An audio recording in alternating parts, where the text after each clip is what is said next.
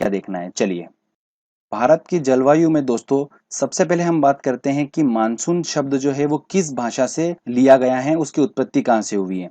तो मानसून शब्द जो है वो अरबी वर्ड से लिया गया है। कौन से अरबी वर्ड से लिया गया है? मौसिम से लिया गया है। ठीक है। अब हमारे सामने क्वेश्चन ये आता है कि मानसून नामक प्रक्रिया होती क्या है।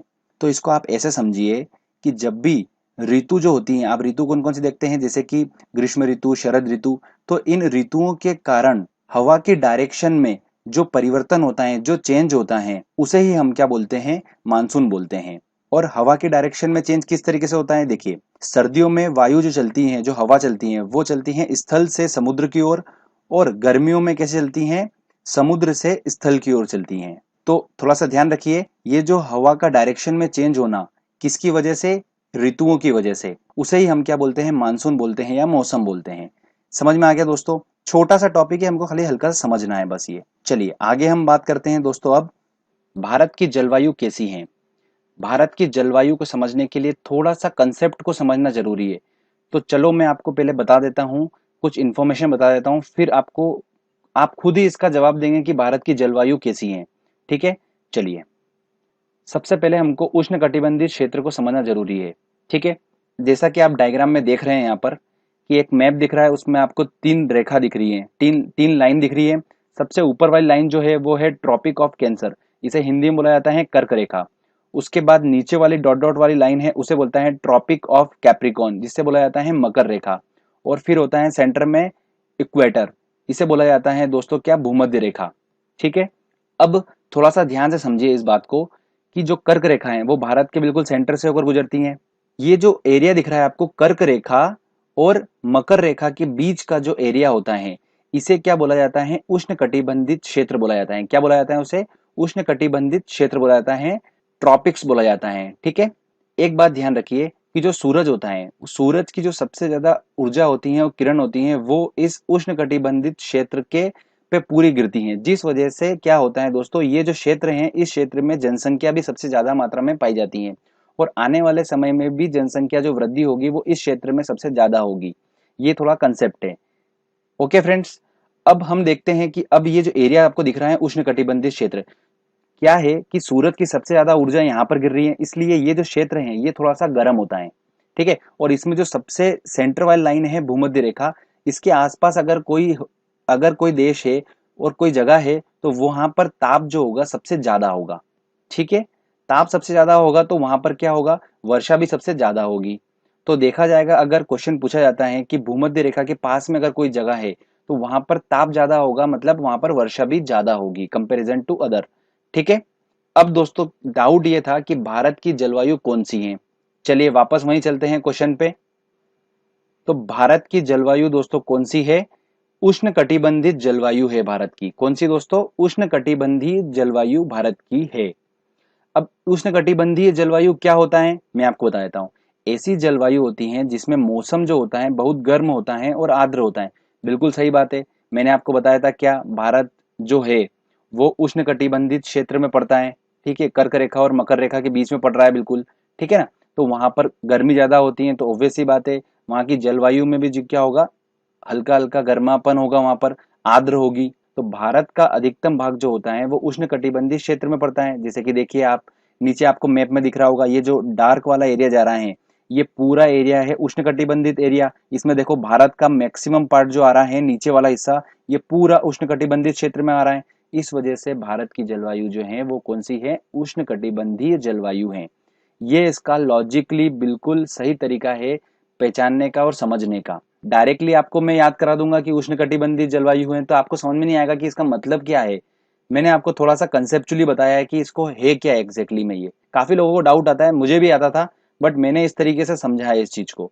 और कोई भी किसी को भी डाउट आता तो मैं इस तरीके से समझाता हूँ उसको। ठीक है फ्रेंड्स। तो आपने समझा, ये क्वेश्चन बहुत इंपॉर्टेंट है और एग्जाम में पूछा जाता है। चलिए आगे हम अब बात करते हैं।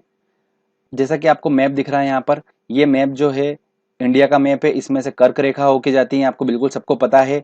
और नीचे जो है भारत के नीचे साइड में भूमध्य रेखा, मतलब इसी को बोला जाता है विषुवत रेखा बोला जाता है। ठीक है। ये रेखा गुजरती है। क्वेश्चन ये पूछा जाता है फ्रेंड्स कि चेन्नई और कोलकाता में वर्षा बराबर होती है, लेकिन चेन्नई की जलवायु गर्म होती है, ऐसा क्यों? और सेकंड पूछा जाता है कि अगर कर्क रेखा की जगह अगर हम भूमध्य रेखा को रख दें तो क्या होगा उससे। तो मैं आपको बताता हूँ। देखिए, जैसा कि आपको मैप में दिख रहा है चेन्नई और कोलकाता। अब ये चेन्नई वाला जो पार्ट है, चेन्नई जो है, ये भूमध्य रेखा विषुवत रेखा के बिल्कुल क्या है, पास में है। और भूमध्य रेखा के मैंने आपको बताया था कि जो चीज पास में होगी वहां पर क्या होगा, गर्मापन थोड़ा ज्यादा होगा। इसी वजह से क्या है दोस्तों, यहाँ पर चेन्नई के यहाँ पर जलवायु जो होती है वो थोड़ी गर्म होती है। अगला क्वेश्चन पूछा था कि अगर कर्क रेखा की जगह भूमध्य रेखा होती तो क्या होता। अगर कर्क रेखा की जगह अगर भूमध्य रेखा होती तो वहां पर गर्मी ज्यादा होती, मतलब ताप उच्च होता, और ताप ज्यादा होगा तो वहां पर वर्षा भी ज्यादा होती। तो ये इसका रिजल्ट है। अगर भूमध्य रेखा कर्क रेखा की जगह होती तो वहां पर टेम्परेचर बहुत ज्यादा होता और वर्षा भी ज्यादा होती। मतलब कहने का मतलब ये है कि भारत में बहुत ज्यादा गर्मी गिरती और बहुत ज्यादा वर्षा होती। चलिए, आपने समझ लिया इस चीज को। अब हम चलते हैं आगे और हम इंपॉर्टेंट चीज डिस्कस करते हैं। अगला क्वेश्चंस अक्सर बनते हैं कि भारत में सबसे ज्यादा वर्षा किस प्रकार के मानसून से होती है। ठीक है, भारत का सबसे अधिक और कम वर्षा वाला स्थान कौन सा है, ये भी बहुत ज्यादा डाउटफुल है। इसको भी हम अच्छे से क्लियर करेंगे। तो एक एक करके चलो मैं आपको बताता हूँ। देखिए, भारत का मैप आपको नजर आ रहा है, बिल्कुल। सबसे ज्यादा जो वर्षा होती है वो होती है दक्षिण पश्चिमी मानसून, जो आपको एरिया दिख रहा है ये वाला। इससे सबसे ज्यादा भारत में वर्षा होती है। लगभग 75% वर्षा जो होती है भारत में, वो इसी मानसून की वजह से होती हैं। देखिए, अब थोड़ा सा ध्यान दीजिए कि दक्षिणी पश्चिमी मानसून सबसे पहले कहां पर इंटर करता है, 1 जून के तकरीबन में इंटर करता है केरल एरिया में। उसके बाद ये आगे बढ़ता हुआ जाता है, मुंबई पहुंचता है 10 जून समथिंग, 10 से 13 जून कोलकाता पहुंचता है और फिर भारत देश में फैल जाता है जुलाई के महीने में। इस तरीके से दोस्तों ध्यान रखिए कि सबसे ज्यादा जो मानसून भारत में आता है वो आता है दक्षिण पश्चिमी मानसून, जिससे सबसे ज्यादा वर्षा होती है। ठीक है, तो ये इंपॉर्टेंट था। अब मैं बताता हूं आपको कि भारत का सबसे अधिक और कम वर्षा वाला स्थान कौन सा है। तो चलिए मैं आपको बताता हूँ।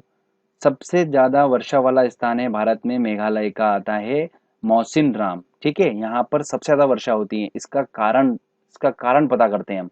कारण इसका ये है कि यहाँ पर जो पहाड़ियां हैं वो कीप के आकार की तरह होती हैं, जो तीखा होता है ना ऊपर नोक टाइप, उस आकार की यहाँ पर पहाड़ियां होती हैं, जिस वजह से यहाँ पर सबसे ज्यादा पूरे वर्ल्ड में, भारत तो है ही, पूरे वर्ल्ड में सबसे ज्यादा वर्षा जो होती है वो मौसिनराम में होती है। ठीक है, उसके बाद हम बात करते हैं कि सबसे कम वर्षा, जो कि सबसे ज्यादा डाउटफुल है।